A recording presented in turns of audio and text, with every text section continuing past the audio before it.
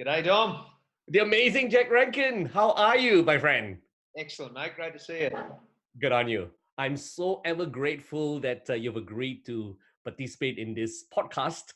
One of the things and goals that we had set early this year was to try to reach even more lives with our work and to create a dose of inspiration with them every day. And we thought, you know what? We've come across so many wonderful people in our lives, and you don't have to be one who's up there on the silver stage, but there's a hero in every one of us.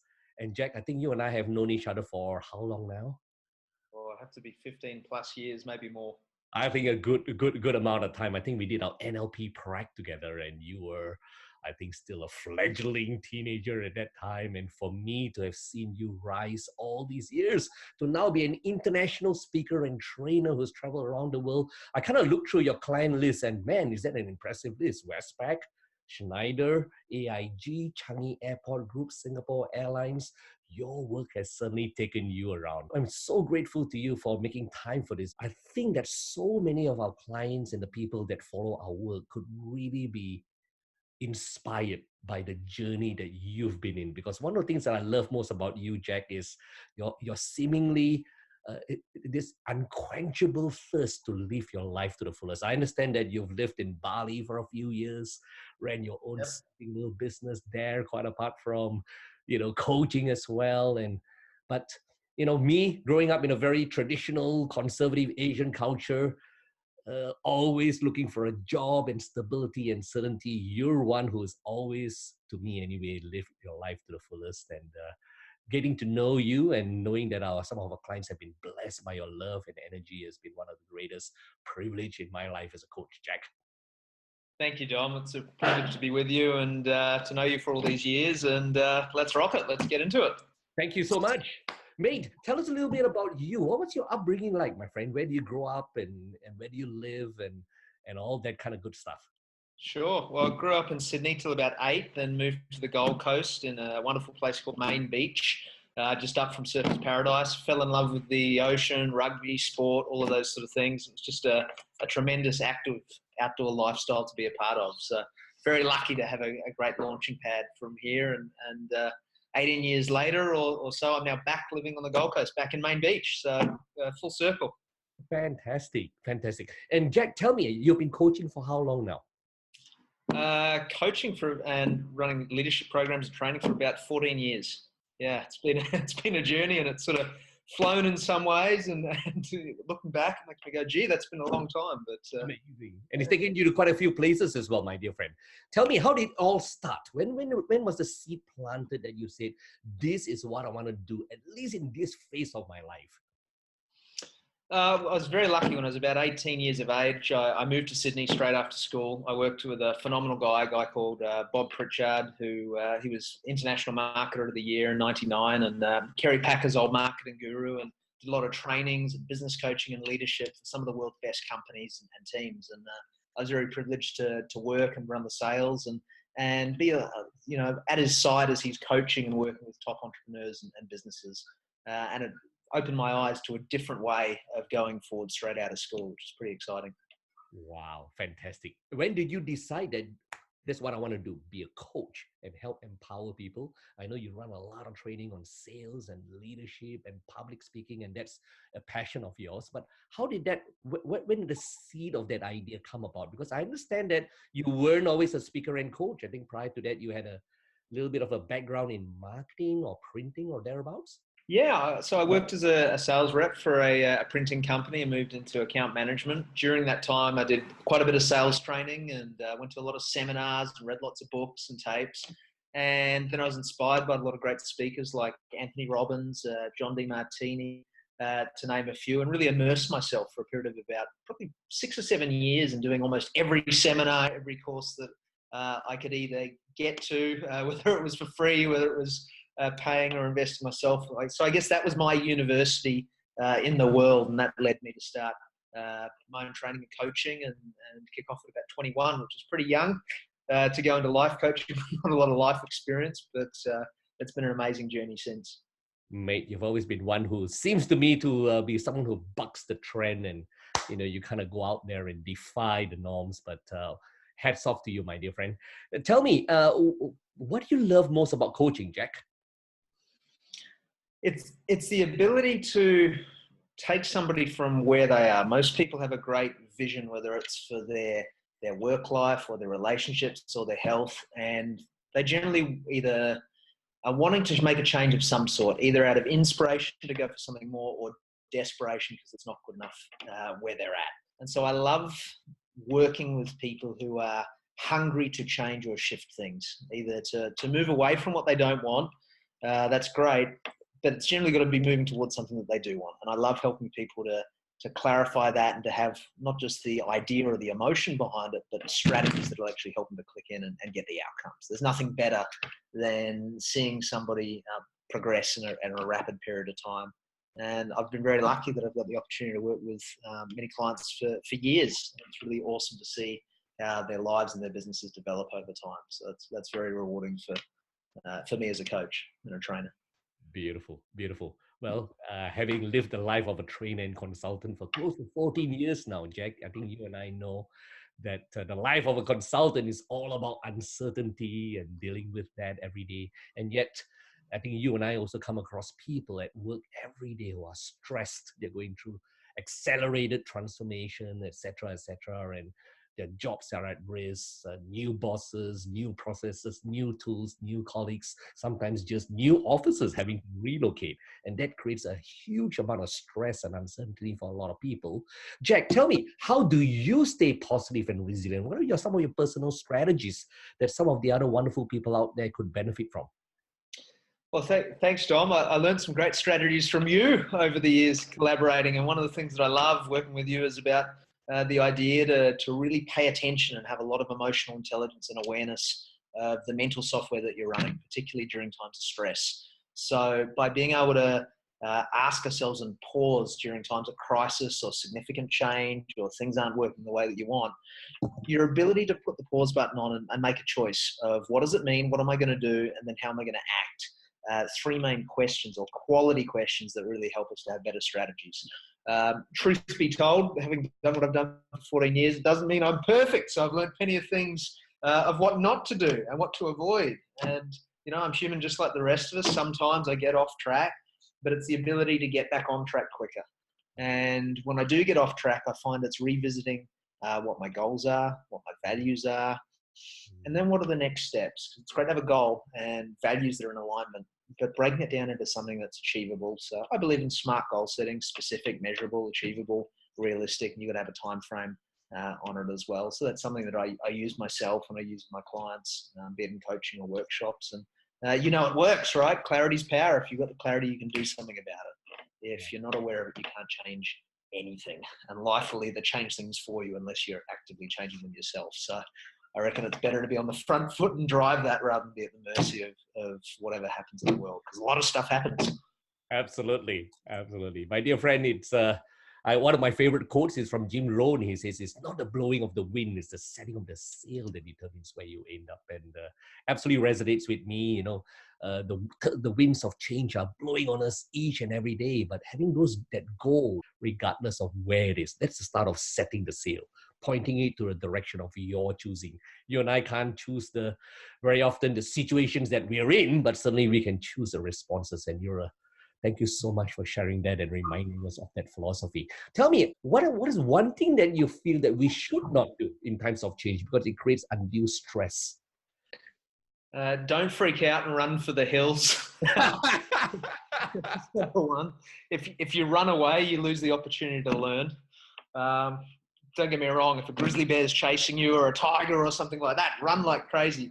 But most things in life will pass. And it's not always comfortable. It doesn't mean it's always easy to navigate or to deal with those changes. But one of the things I would say is don't overreact too quickly, and it's sometimes hard.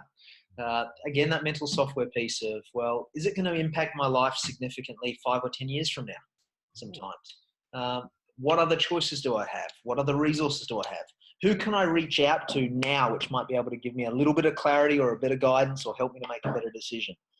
Failing all that, we live in an amazing time where Google has a lot of the answers or links to incredible resources that are out there. So go and watch a video, go and speak to a coach, read a book, do something different rather than the old strategies that meant that you'd fall from the uncertainty rather than rise with it. Easier said than done, but the strategies and the solutions are certainly out there. If you're hungry enough to push forward and you care about growing, there's plenty of resources out there. You've just got to look for them. Absolute champion. Thank you. Thank you.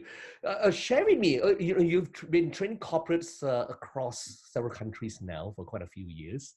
If there was one lament that you often hear participants in workshops tell you again and again and again about their managers or their organization, I wish my managers were even more. What would you say that would be? Common gripe, common challenge in workplaces. I wish my managers were more understanding. I wish they could see and experience the headaches that I'm experiencing on a day-to-day basis. I wish that sometimes they'd give me more autonomy, or sometimes I wish they'd give me better directions. So there's often a balance for every individual depending on experience. And I think the lamentation does come from leaders who perhaps may not have the EQ skills, or may not have been they've just been promoted out of longevity, but they haven't been equipped with the tools or resources to manage people, to manage teams, to manage staff.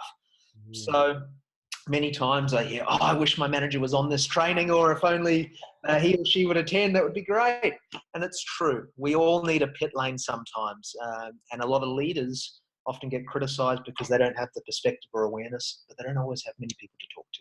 So if you can balance that frustration sometimes of looking at the gap with appreciation that it's not always easy for a manager and a leader, and that everybody's got their own things that they're wanting to achieve, and their hopes and their dreams, and the failures that they're looking to avoid. So it's also on managers to be more compassionate and really spend some time with their team. If you want a great relationship, you've got to invest time in it with your people.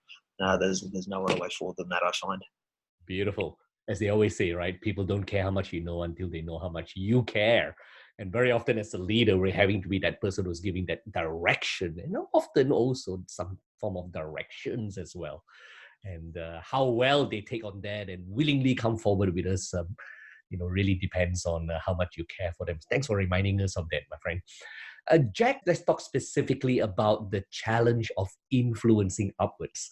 When we talk about managers who are disempowering and all that, what advice would you give someone who's working under a manager who, let's say, is too much of a micromanager, or lacks direction, or lacks compassion? What advice would you give to this worker? To start with compassion first, as funny as it sounds, we often ask and expect our leaders to be compassionate, and they should, because they have risen through the ranks of seniority, and we do look to leaders for examples of what we should do.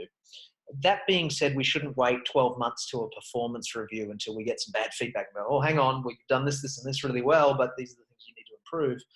So part of it is taking responsibility for what you can control. Part of it is doing the preparation work when it comes to meeting with your manager to make sure you're on the same page. And if you've come from a style of micromanagement or very specific delegation, and that really works for you, have those conversations earlier in the relationship. It helps to reduce the likelihood of conflicts or resentments. We need to remember that everybody's working really hard and wanting to do great things. And, sometimes people do things differently to us. So part of it's communicating what you expect. And another part of it is also really taking the time to appreciate what's great about your manager, what's great about your leader. Nobody's perfect, but there are some fantastic leaders out there who do amazing things. And I often find that you get further with sugar than you do with salt. So if you can start by finding something that you can respect or admire or appreciate. Maybe they've worked really hard to get to the position that they're in, and they just want somebody on their team who is not always trying to get all the time from them, but also happy to contribute and to give. I'd look at the emails. I'd look at the phone calls. Are they big picture, or are they small detail? Are they more people focused? Do they love talking about the weekend and the social side of things? Or at work, is it more about the task, the outcome, and the process? After the longer you're in that relationship, you'll start to get some do's and don'ts, and that naturally happens over time. In the beginning, if you ask and pay attention, it'll save you a lot of heartache and hopefully give you some great, fulfilling work relationships as well.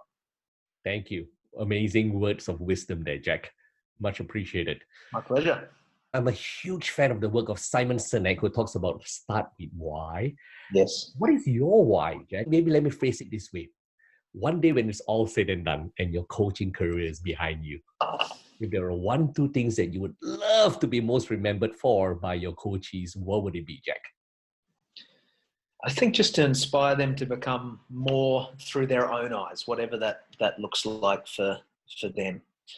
We often need frameworks, and we look to others in terms of what we should do and the decisions we should make with our careers, our relationship, our advice, etc. But the ability to listen to yourself and somebody who follows their own path and enjoys the path that they're walking on, whatever that is, as long as it's right for you and in alignment with your values and it's fulfilling, and you have the courage to continually act forward in those sort of ways, then I'm not sure if that answered your question, but I find that if I can be a person who's helped facilitate that for people, and hopefully that to be passed on, not just to them, but people in their team, people in their family, people in their community, then I feel like I've done a great job. And it makes me feel pretty proud and amazing. And I've loved collaborating with you in some incredible workshops over time with Changi in Singapore and Australia, and your lovely wife Sue. And it's the people and the relationships that we have that really bring most of our joy to life. So hopefully I can be counted as a person who's brought some joy to people's lives or some improvements and made a difference on some level. Well, if it's any reassurance, if you were to celebrate an anniversary of yours today for your coaching career, know that those are the sentiments I'll be expressing, what I treasure most about you. That authentic person who does his best always to live in line with your highest values, to make a difference, to embrace life and listen to the voice within. You're a living example of that. I think that one of my favorite quotes says, "Who you are speaks so loud, I can hardly hear what you say." And quite apart from you being a phenomenal trainer and speaker and coach, Jack, and I've seen the audience just eating out of the palm of your hands, I think what makes you so special is the X factor about you is because you're a walking epitome of, and just being who you are is an inspiration in itself.